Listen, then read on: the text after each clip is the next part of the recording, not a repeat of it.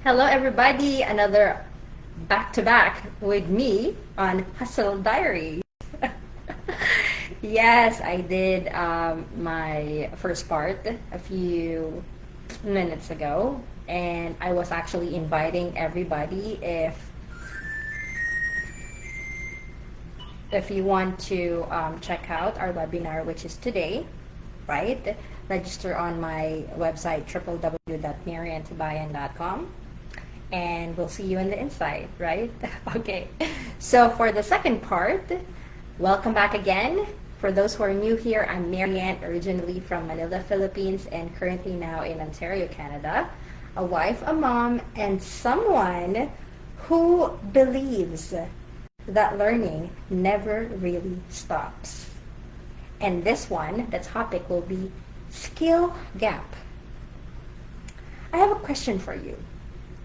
Ano yung isang skill na alam mo, makakatulong sa'yo, pero hanggang ngayon, iniiwasan nyo pa rin matutunan? Maybe it's like public speaking or learning technology, managing finances better, or maybe it's just simply being more organized.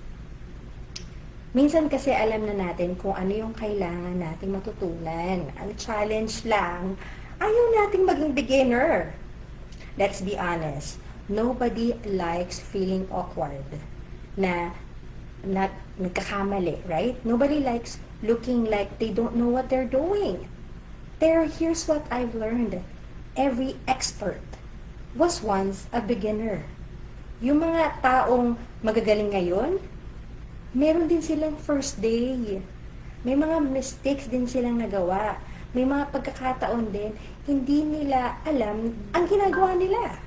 The difference is, they started anyway. Kasi minsan hindi naman lack of talent ang problema. At hindi rin lack of opportunity, ha? Sometimes, it's simply avoiding the discomfort of learning something new.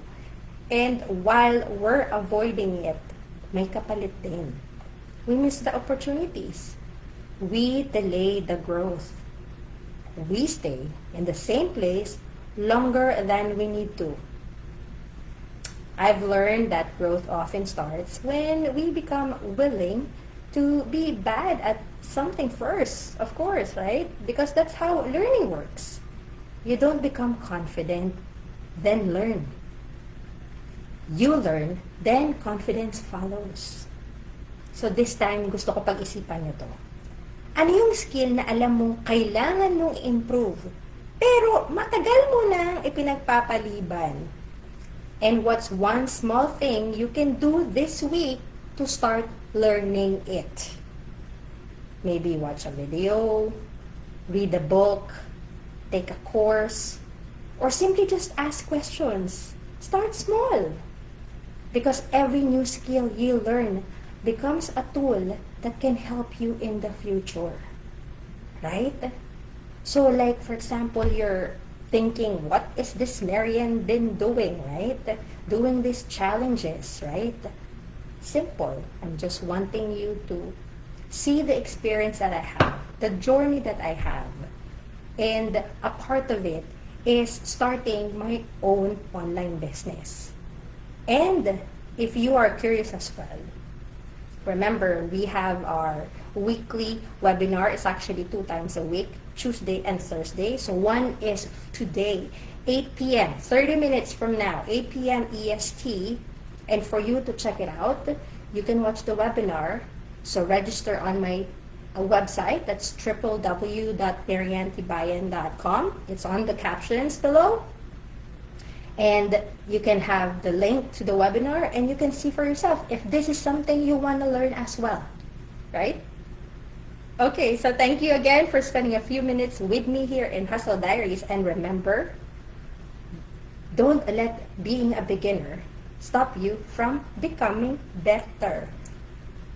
Take care, keep learning, and I'll see you on day 25. Bye!